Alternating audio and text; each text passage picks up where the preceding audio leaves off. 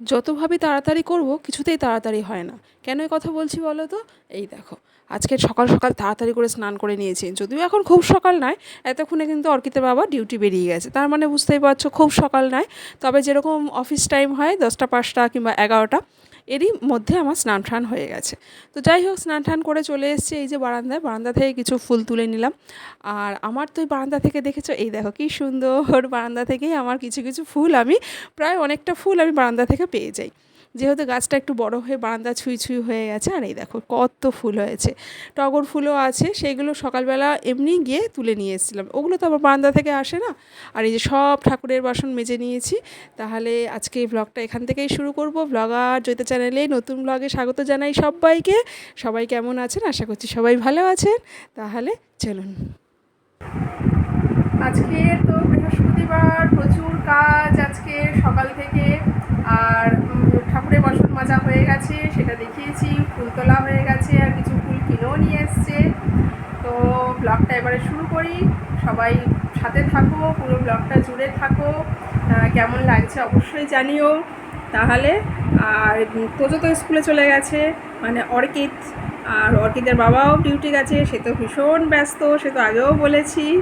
তাহলে চলো শুরু করি।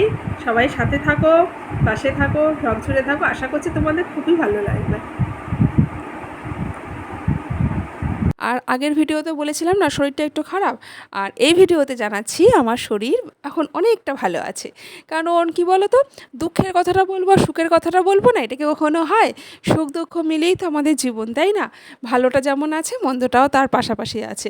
ভালো আছে বলেই আমরা মন্দটা বুঝতে পারি, আর মন্দ আছে বলেই আমরা ভালোটা বুঝতে পারি, তাই না? তো সেই জন্য যখন খারাপ থাকি তখনও যেমন জানাই, যখন ভালো থাকি তখনও তেমন জানাই। আর এদিকে এই যে বৃহস্পতিবার বলে সব ঠাকুরগুলোকে ভালো করে মুছে নিয়েছি, ঠাকুরের আসনগুলোকে মুছে নিয়েছি। আর এই বৃহস্পতিবার যেহেতু বৃষ্টি পড়ছিল, তাই জামা কাপড় জিনিসপত্রগুলো কাচা হয়নি, শুধু জাস্ট চেঞ্জ করে মুছে নিয়েছি। পরে ওগুলো ধোয়া কাচা করে নেবো, কারণ আমার তো ডবল সেট থাকেই। আর এই যে বারান্দায় যে ফুলগুলো ছিল সেগুলো না তোলা হয়নি, মানে কিছুটা ফুল বাকি ছিল। তাই আবারও নেক্সট টাইম এলাম, এসে সেগুলো তুলে নিলাম। কারণ বৃহস্পতিবার তো একটু ভালো, একটু বেশি ফুল হলে পুজো দিতে ভালো লাগে। তাই বাড়ির ফুল দিয়ে আজ বৃহস্পতিবারের ঘট বসালাম। হ্যাঁ, তো কতটা ভালো লাগে তাই না, নিজের বাড়ির ফুল দিয়ে ঘট বসাতে বা পুজো দিতে।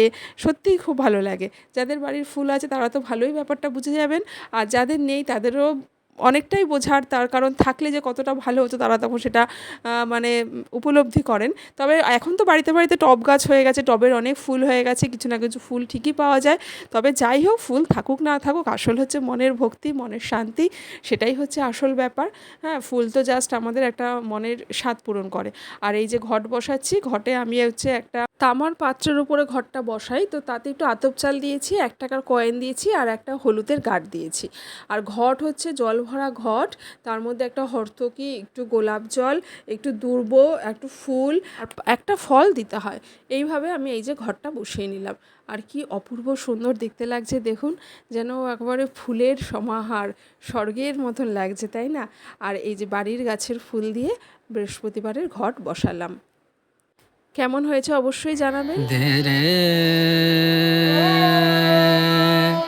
রে না।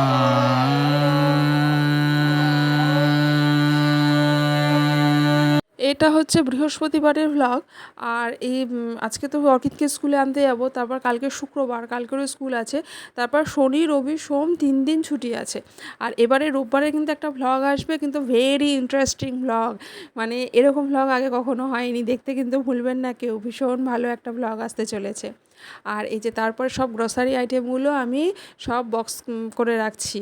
হ্যাঁ, তো পরপর এগুলো আপনাদের দেখাচ্ছি। কারণ এগুলো যদি এখন না করি না, মানে পুজো টুজো তো দেওয়া হয়ে গেল, এবার এই কাজগুলো করে নিচ্ছি।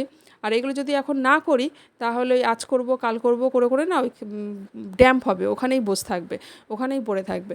তো ওই জন্য ভাবলাম যে না, এগুলো করে ফেলি। কারণ যদি এই বর্ষাকাল আসছে, এরপর ছাদকুড়া পড়বে, কেমন যেন ড্যাম ড্যাম হয়ে যাবে, তো বক্সে আটকানো থাকলে ভালো থাকে। তো সকালবেলা করে রোজ দিন এগুলো একটু একটু করে একটা করে দানাও যদি সকালবেলা করে একটু একটু করে খাওয়া যায় না, তাহলেও দেখবেন অনেকটা উপকার আসে। সব সময় হয়তো হয়ে ওঠে না, কিন্তু কোনো কোনো সময় অন্তত এটা চেষ্টা যদি করি যে একটুখানি অন্তত এগুলো এই ড্রাই ফ্রুটসগুলো একটুখানি করে অল্প অল্প করে পাখির দানার মতনই একটু একটু করে হোক না, একটা একটা দানা করেই হোক না, সেটাই দেখবেন অনেকটা উপকার আসে, শরীর মনও খুব ভালো লাগে। তবে কি বলুন তো, এখনকার বাচ্চারা না অনেকেই আছে না এইসব খাবার একদম খেতে চায় না, জানি না কেন। কিন্তু আমাদের এই অর্কিডকেই বলুন, একদম ড্রাই ফ্রুটস খেতে চায় না, একদম না। মানে ওকে জোর করে বলে বলে খাওয়াতে হয়, অথচ স্পাইসি কিছু খাবার দাও, চিকেনের কোনো আইটেম দাও, উরি বাবা বলতে হবে না, একেবারে খেয়ে নেবে। আর এই যে মুড়িটা না দেখেছেন, মানে এক্সট্রা মুড়িটা আমি এরকমভাবে ঝাঁকিয়ে ঝাঁকিয়ে ঠিক কৌটোর মধ্যে আটিয়ে দিলাম। মানে এটা কিন্তু একটা টেকনিক, ধরছে না বেশ কায়দা করে ঝাঁকিয়ে ঝাঁকিয়ে এদিক ওদিক করে ঠিক মুড়িটা এভাবে, যে কোনো জিনিসই ঠিক এভাবেই কিন্তু মানে কম জায়গায় কিন্তু বেশি জিনিস ধরিয়ে ফেলা যায়। আর তারপরে এই যে আমাদের বারান্দাতে একটু চলে এসেছি, আর আমাদের বারান্দাতে না এই যে কারিপাতা গাছটা তো অনেকটা উঠেছে, তো এই গাছটাতে না পিঁপড়েতে বাসা করেছে। কি অবস্থা, আমার না একদম ভালো লাগছে না, মানে এত মানে কি বলবো, এই পিঁপড়েগুলো বাসা করে করে না চারিদিকে যেন ভর্তি করে দিচ্ছে। কি যে উপায় করি, ডালগুলো ছেটে ছেটে দিচ্ছি ওদের জন্য, মানে এইভাবে বাসা করে দিচ্ছে।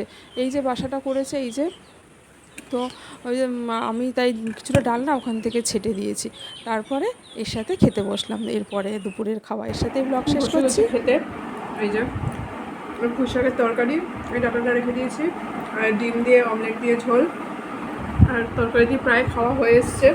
আর এখানে হচ্ছে মাছের ঝোল আছে। এই যে লেজটা আমার কপালে জুটেছে, আমি লেজ খেতে খুব একটা পছন্দ করি না, কিন্তু আজকে আমার লেজটাই আমার কপালে জুটেছে।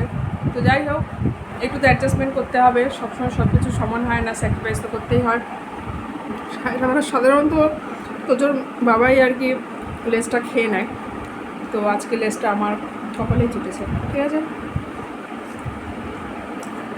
খেয়ে নিই।